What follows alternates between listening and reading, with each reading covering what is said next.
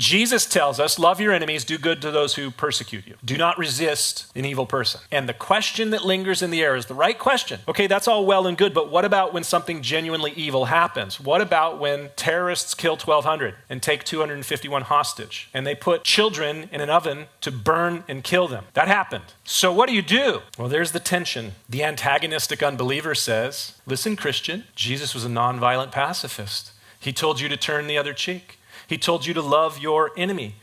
He told you to be a pacifist like him. How could you possibly support violent military action?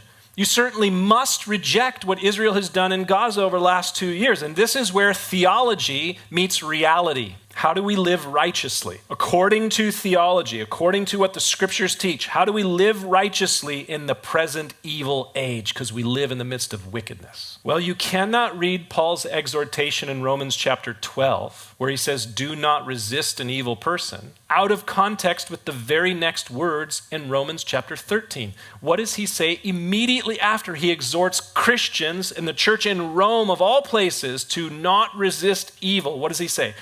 Romans 13:1.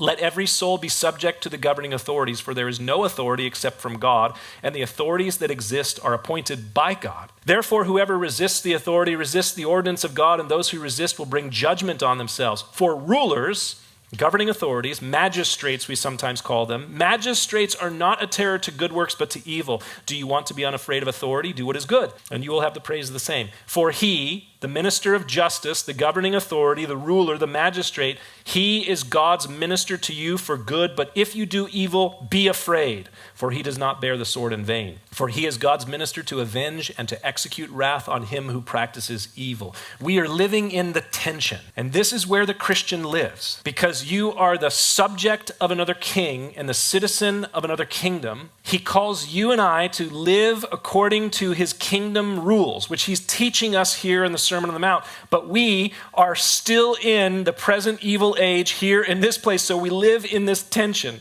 between the already and the not yet. You are already a citizen of another kingdom and the subject of another king, but you're not yet in the fullness of his kingdom. That's why we pray, your kingdom come, your will be done on earth as it is in heaven. But here we are in this not so great place, which means you will be hated and reviled and rejected and persecuted. And so as much as is possible, we are to live at peace with all people and to love our enemies, to love those who hate, revile, reject, or persecute us, all the while praying for righteous rulers, praying for good magistrates who will execute wrath on him who practices evil.